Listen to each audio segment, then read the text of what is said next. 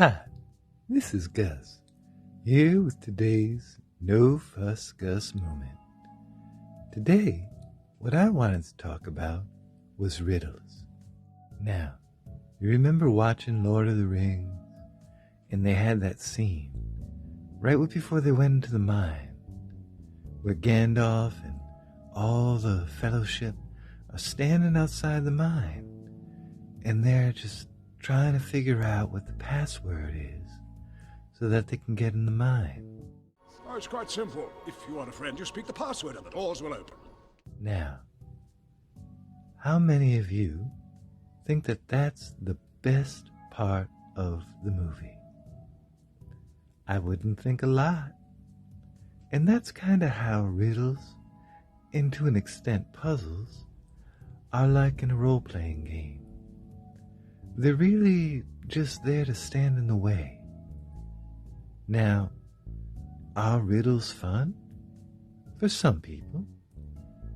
For others, they're a chore. This is where it comes down to you knowing your players. Do your players like riddles? Do they like arguing around the table, discussing what the actual answer might be? Now, the tension can be fun, especially if there's some sort of penalty if the riddle is wrong, as everyone tries to wonder, what is or how is this or that? How is a raven like a writing desk? Not at all. Or, Poe wrote on both. Those are good answers.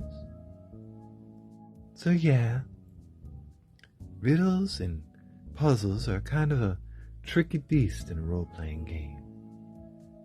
You aren't actually playing your character when you're solving a puzzle. What you're actually doing is you are inhabiting your character.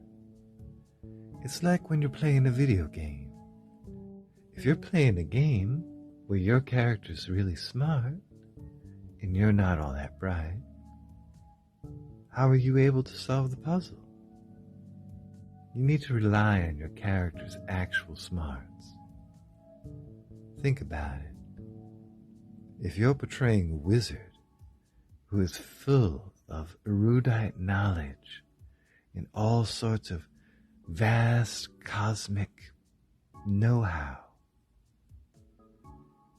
how are you going to be able to solve the same kind of riddle as them? If you aren't actually living in the world that the game is taking place in, how are you going to know all the little factoids and thingamabobs that might actually be a proper solution for the puzzle?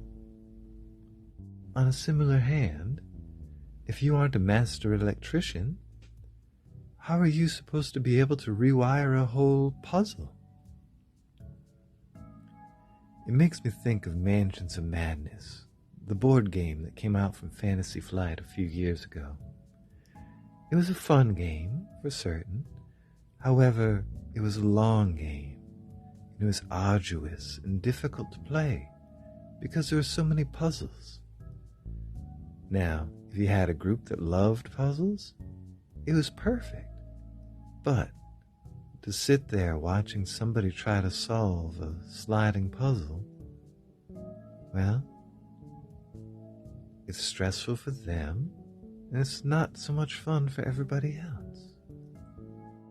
So when you design an adventure, and you decide to include a puzzle, make sure that you also think about how it can be solved mechanically. Give it a set DC,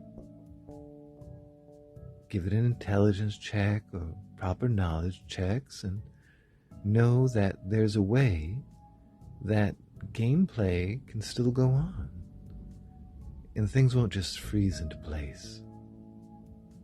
That's all I have time for today. Don't forget to like, comment, subscribe, and ring the bell and all those other sorts of things. And I hope that you solve the puzzle of how to have a wonderful day.